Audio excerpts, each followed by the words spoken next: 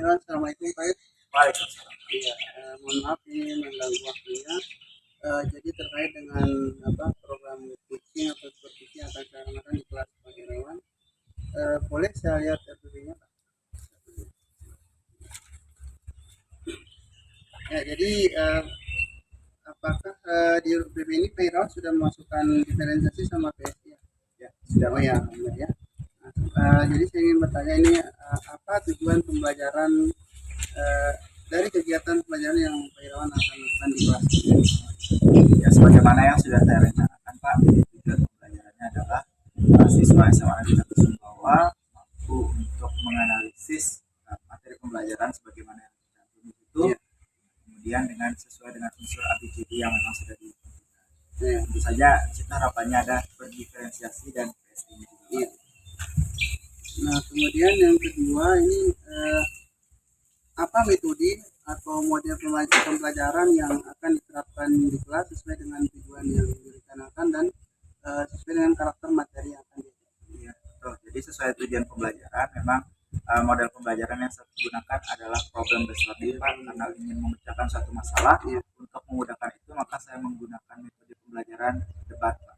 Oh, debat ya. Nah, kemudian ini yang menarik ini karena debat. Kalau di pelajaran saya fisika kan nggak pernah berdebat, ya mungkin menarik bagi saya adalah apa area atau kompetensi yang ingin dikembangkan pada murid-murid Pak Irawan di kelas. Ya, jadi kan memang yang paling utama itu di kognitifnya Pak. Jadi memang di C4 karena sesuai tujuan dari pembelajaran kan memang menganalisis. Ya, jadi memang kemampuan berpikir tingkat tinggi atau yang memang high order thinking skill. Ya. Jadi memang area yang paling utama adalah kemampuan memecahkan masalahnya yang dalam bentuk analisis tadi, kemudian disertai dengan ada keterampilan seperti komunikasinya, kemudian juga bagaimana merespon pertanyaan maupun memberikan jawaban, kemudian etika selama berdebat, bagaimana dia bisa menerima pertanyaan dengan baik, kemudian merespon dengan tutur bahasa yang baik. Jadi area yang dikembangkan cukup luas Pak ya, banyak ya. Oke. Satu lagi nih Pak, apa strategi yang Pak Irawan siapkan terkait dengan pembelajaran ini? Jadi kalau memang di debat memang secara sarana dan prasarana tidak begitu banyak secara teknologi Pak. Jadi memang strateginya memang bagaimana di dalam debat ini ada kelompok pro dan kelompok kontra yang memang disiapkan materinya itu digunakan dengan cara bekerja sama atau berkelompok untuk mendukung satu sama lain. Jadi strateginya adalah memang lebih ke diskusi kelompok yang terlebih dahulu, kemudian saya memfasilitasi untuk memberikan bantuan yang memang dikira seperlunya, kemudian saya memfasilitasi siswa-siswa untuk boleh mengakses segala sumber informasi menggunakan tab, media, teknologi yang memang tersedia di sekolah. Ya, jadi kalau mendengar penjelasan Pak Irawan ini menarik sekali ya, saya penasaran juga ya, karena pasti ada yang berbeda dengan apa yang sehari saya lakukan di kelas. Ya kita langsung ke kelas ya. Iya, ya.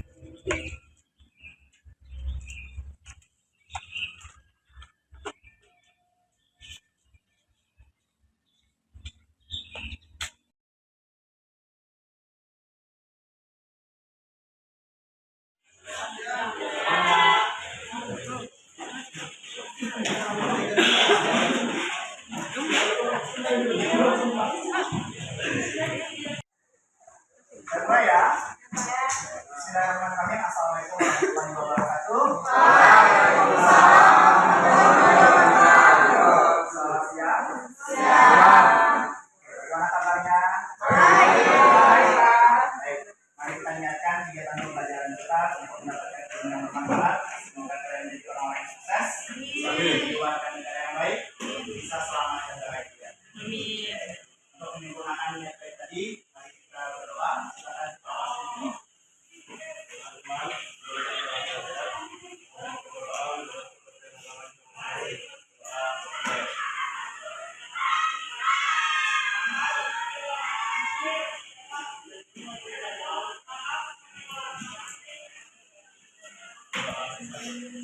Terima kasih Bapak Asmi yang sudah memberikan berdoa. Baik, nah kita cek dulu kehadirannya. Aditya Wijaya, Afirenza, Pak. Itu bikin 3 kali Pak. Anak si Devi, si Ibu Hakim, Asul, Bagus Pertamijaya, Delon, kemudian Dian Ismakanu, Elga dari Puspa, Fahri Samsul, Kita Kurniawan, Dina Rasulana, Kita Kurniawati, Rupiah Sabtu, dan Arya Ramadan, Rehan Stefano, kemudian Muhammad Fahil, Muhammad Rafi, Dia, Nurhaina, Putra Ganesha, sakit ya, kita doakan semoga cepat sembuh. Kemudian Kayla, Raffi Aprilian, David, Rasti, Ria, Rizky, Safa, Sofi, Buya, Linda. Baik, jadi yang bagian hari ini adalah 30. Nah, sebelum kita masuk ke isi pembelajaran, maka ada baiknya kita mengingat lagi apa materi yang sudah kita pelajari sebelumnya. Kita sudah membahas tentang pengertian, ancaman, ideologi, politik, ekonomi, sosial, budaya, pertahanan, dan keamanan. Baik, ada yang bisa mengingat kembali materi sebelumnya yaitu ancaman, pengertian ancaman, atau definisi atau bahasa lain dari ancaman. Ada yang bisa? Oke, bagus ya. Ancaman itu sama artinya dengan apa? Ya, setelah kita sudah mendengarkan tujuan dan manfaat pembelajaran, maka selanjutnya kita masuk ke kegiatan inti pembelajaran. Hari ini, sebagaimana yang sudah Bapak sampaikan, penggunaan metode kita adalah menggunakan sistem debat. Oleh karena itu, saya sudah menentukan siapa yang harus tampil hari ini. Oke, silakan. Maka dalam kesempatan kali ini, kita akan menampilkan kelompok arsi dan juga melawan kelompoknya Nabil. Oleh karena itu sudah siap? Ya, alhamdulillah. Baik, silakan dibantu temannya posisinya di tempat-tempatnya. Kemudian yang tampil dengan pro di sini.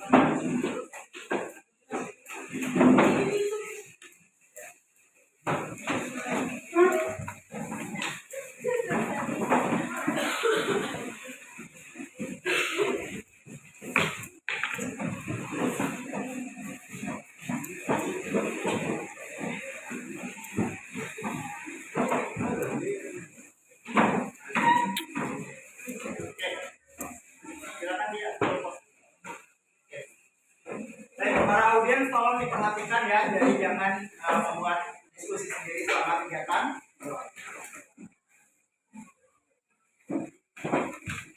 Baik, kelompok pro sudah siap? Kelompok sudah siap? Audiens sudah siap? Baik. Bismillahirrahmanirrahim. Assalamualaikum warahmatullahi wabarakatuh. Waalaikumsalam warahmatullahi wabarakatuh. Baik, hadirin sekalian yang kami muliakan, selamat datang dalam acara lomba perdebatan di kelas 11 IPA 1 yang dimana kelompok pro di sini sudah diketuai oleh Kasih, kemudian akan melawan kelompok kontra yang diketuai oleh Nabil. Perdebatan kita kali ini akan membahas tentang pembatasan media sosial bagi kalangan pelajar. Baik, hadirin sekalian yang kami muliakan, sebagaimana teknis pembicaraan kita bahwa setiap orang akan diberikan kesempatan 3 menit untuk menyampaikan argumentasi, kemudian introduksi sudah dapat dilakukan pada saat pembicara berbicara.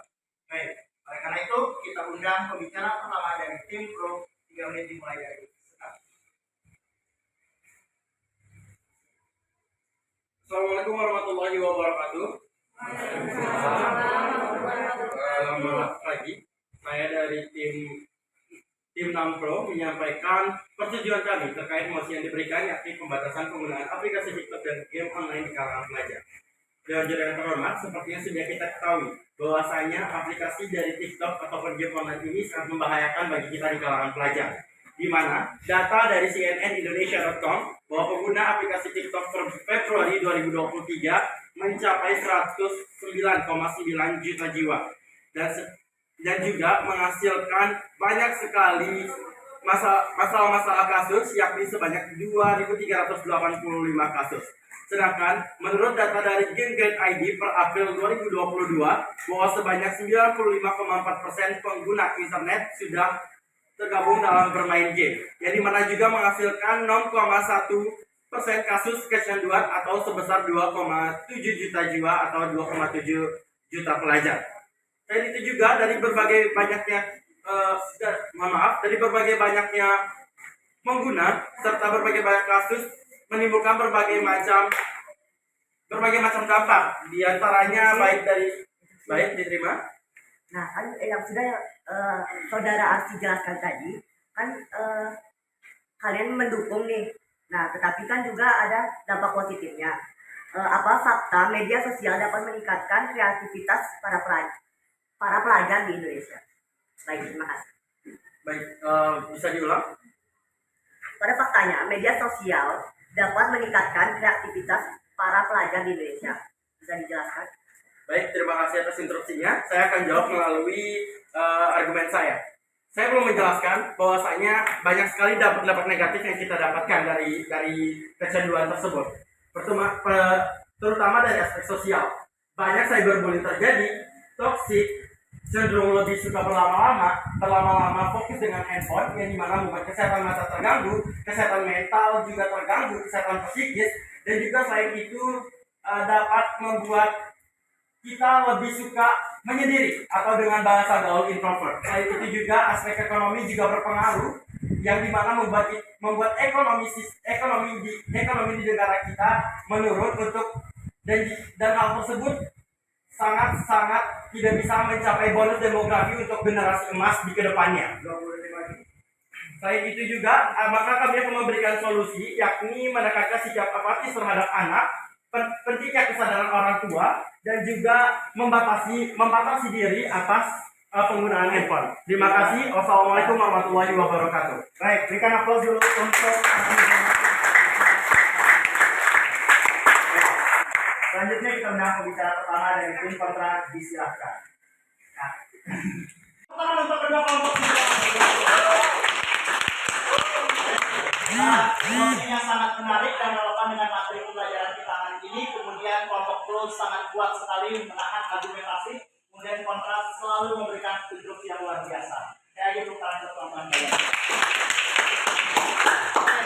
Nah, sekarang pertanyaannya, menurut kalian kelompok mana yang menang?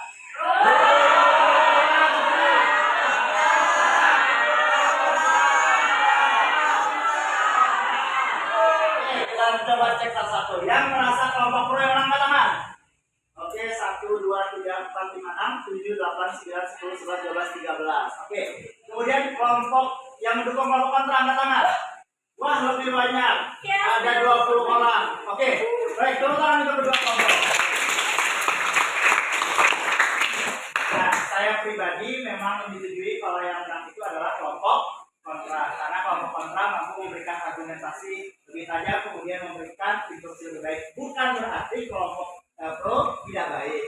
Artinya kelompok pro sudah berusaha maksimal, tetapi namanya perlombaan pasti ada yang menang dan ada yang kalah. Tapi hikmahnya adalah sama-sama berjuang dan semuanya sama-sama hebat dan luar biasa.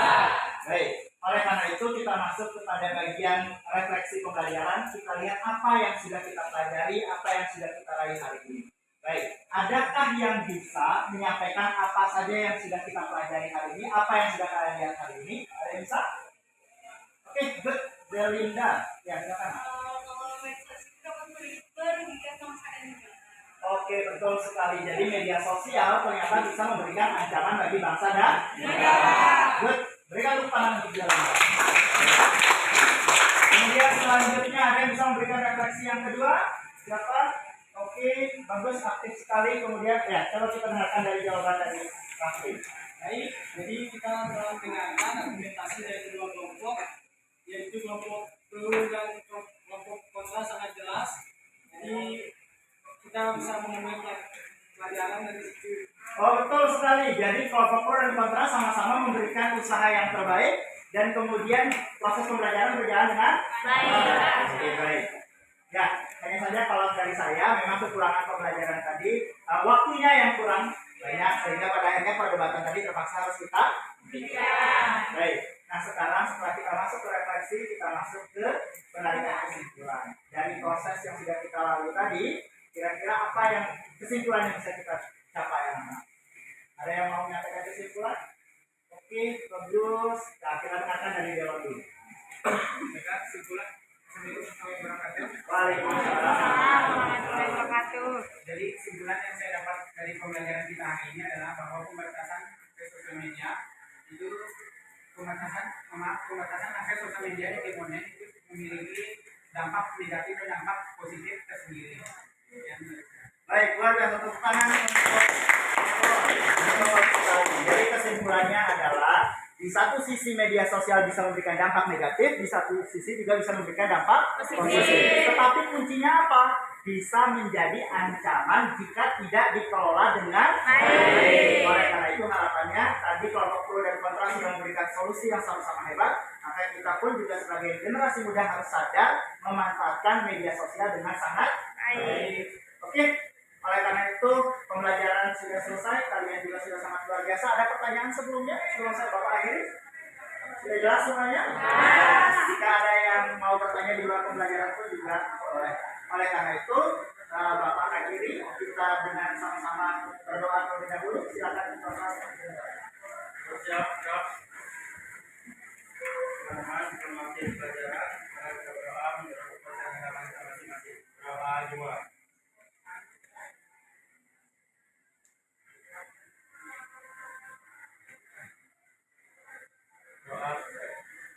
Terima kasih Arsy.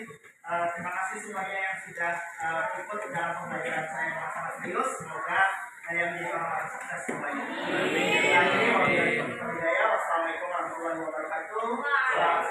Waalaikumsalam warahmatullahi wabarakatuh.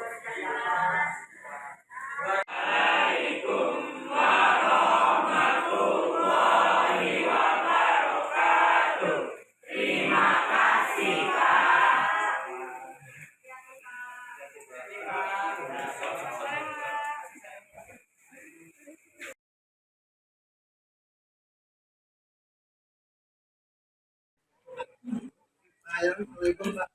Waalaikumsalam warahmatullahi wabarakatuh. Iya, jadi kita kembali bertemu lagi sharing terkait dengan jadi kita sudah ikut belajar di kelas kawan. Jadi kita sudah mencatat ini bagaimana jawab lainnya. Nah, jadi terkait dengan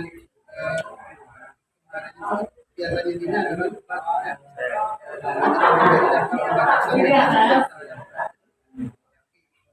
terkait dengan pembelajaran itu saya ingin menggali Pak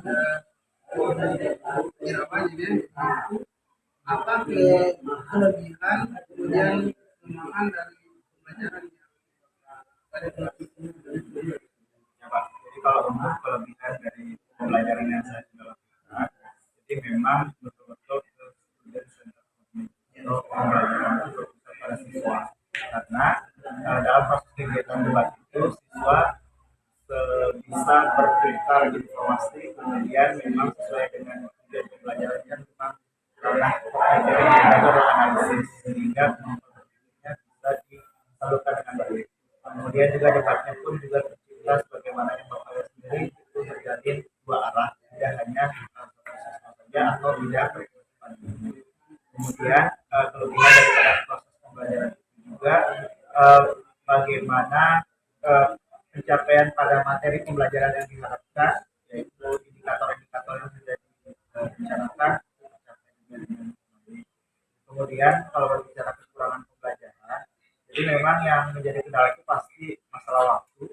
Masalah waktu ini kemudian berdampak kepada saya pasti membatasi jalannya perdebatan yang pada saat sebagaimana yang Bapak lihat sendiri ada yang berantusias ingin memberikan berbagai pertanyaan, pada akhirnya dibatasi.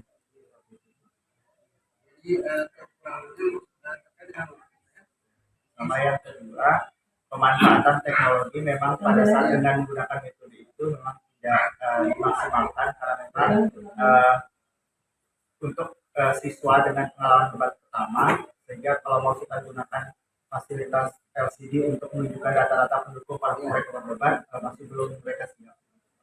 Oke, jadi terkait ini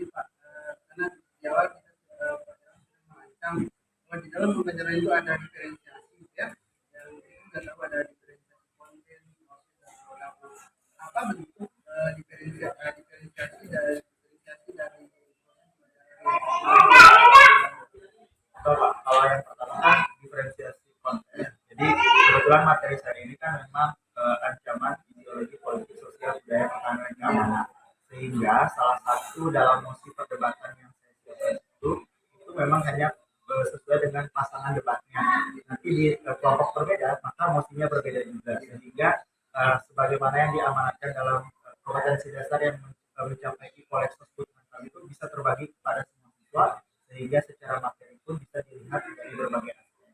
Kemudian yang kedua dari sisi diferensiasi proses dalam proses pembelajaran itu memang kan debat itu ada pro dan kontra, kemudian ada proses instruksi yang artinya siswa itu tidak semata dalam proses debatnya hanya satu arah dan kemudian ada proses persiapannya juga sehingga dari proses persiapan pelaksanaan dan evaluasi itu bisa tercipta dalam proses pembelajaran. Kemudian yang terakhir diferensiasi produk memang tuntutannya adalah siswa terlebih dahulu memang bisa buat seperti laporan atau argumentasi dalam sebuah kertas dan kemudian nanti setelah mereka sudah selesai debat maka mereka buat rangkuman yang kemudian di video atau didokumentasikan dan memang harapannya bisa dipublikasi di media sosial. ya, itu dari segi diferensiasi konten proses pembelajaran. Oke, Pak. Jadi nah yang terkait dengan ini apa namanya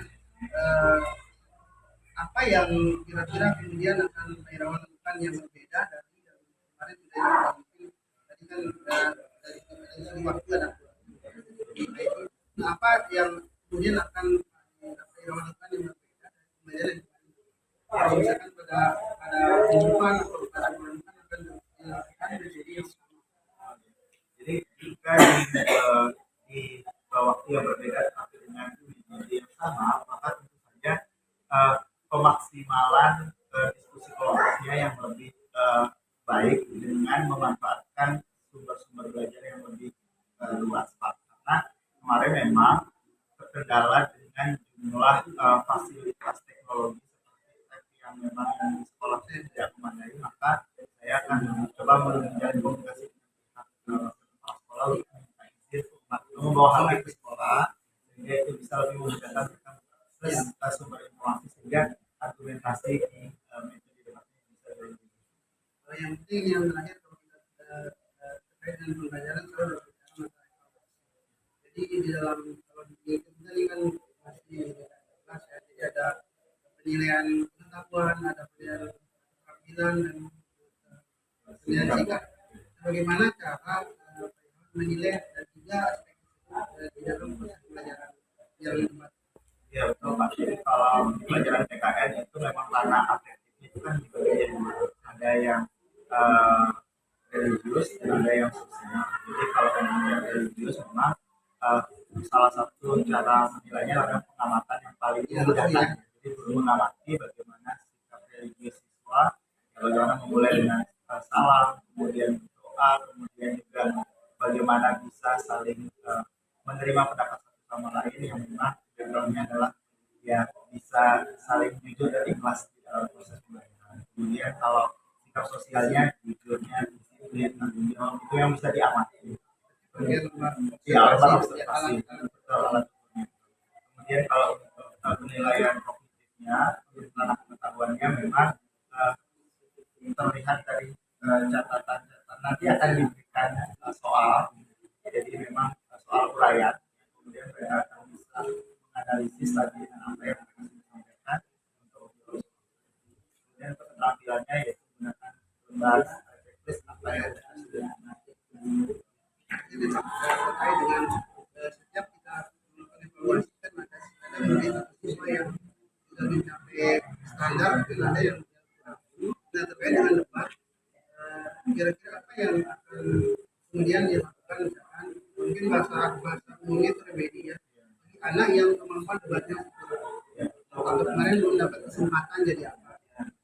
Jadi kalau saya pribadi dalam proses pembelajaran nilai itu tidak saya presentasikan langsung di dalam kelas, tapi memang saya akan panggil personal kemudian akan diberikan catatan secara personal bahwa ini kekurangannya di bagian di sini. Kemudian saya akan ditindaklanjutinya adalah memang satu motivasi dan yang kedua adalah memang pemberian kesempatan kembali untuk mereka berlatih menyampaikan argumentasinya ya di depan saya.